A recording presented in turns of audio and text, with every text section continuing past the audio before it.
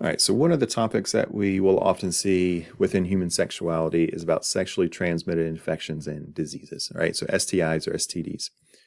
So what we can see that these are infections transmitted primarily through some type of sexual contact, right? They can be caused by bacteria, viruses, or parasites, right? So these are actually pretty common.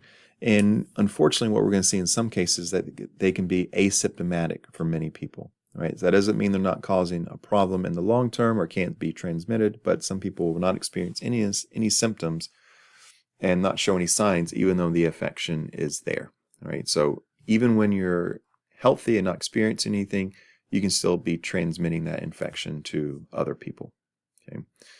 So as far as prevalence, right? These are some of the most common things that we see as far as infectious diseases across the world, right? With a particular group seeing very high rates with young adults and adolescents, right? We see very, very high rates during kind of those life stages, right?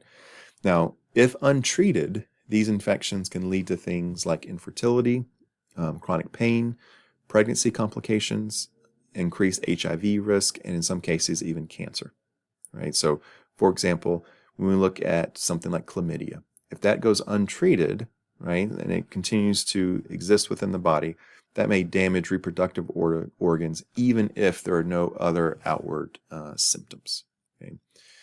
So, how are STIs transmitted, right? So they can spread in a number of different ways.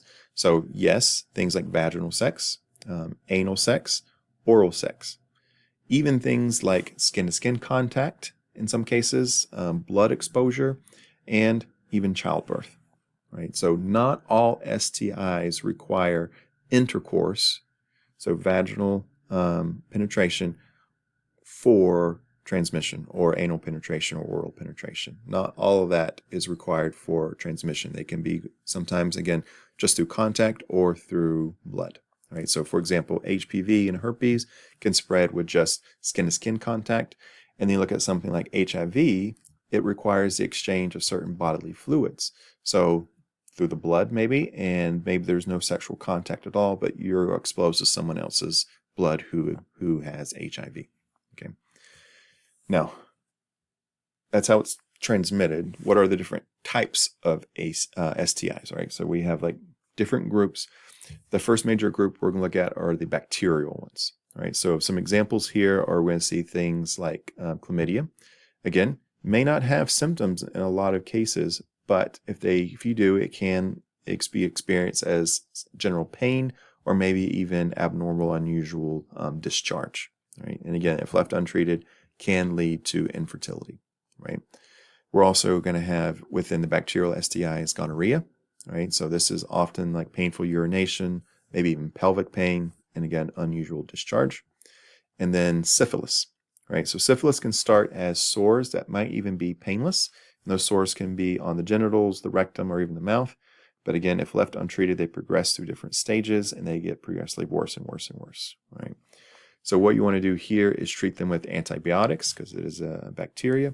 And the earlier you can do that, the better. Right? And then we also have viral STIs. Right? So these are caused by a virus. And so these typically are more things that we're going to manage rather than cure.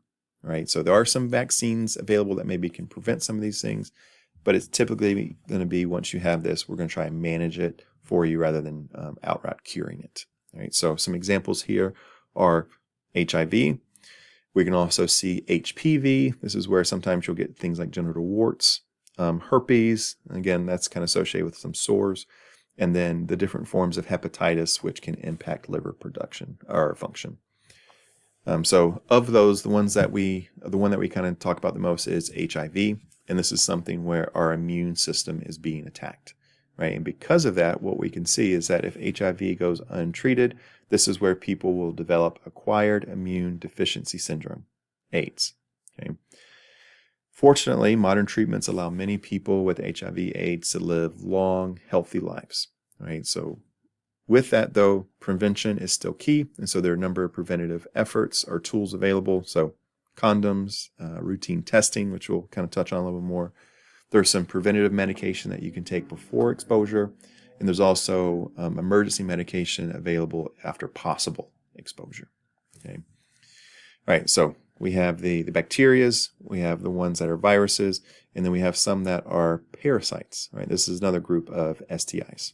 Right, so a parasite is an organism that lives on or in a host, and it gets its food from or at the expense of the host.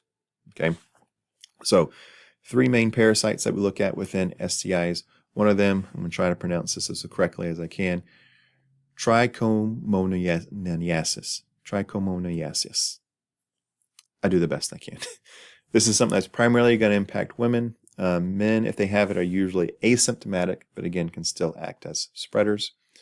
Another example here is pubic lice, right? So often referred to as crabs, right? Or even another one is scabies, right? So scabies is where there are these little tiny mites that kind of burrow into the skin, leading to intense itching and a rash. With these parasites, these are things that can be transmitted with just contact of infected area, right? Typically the genitals, right? So any type of actual intercourse isn't necessary here. It can just be skin-to-skin contact. And the treatment here is usually with some type of cream or medication, oral medication. Okay?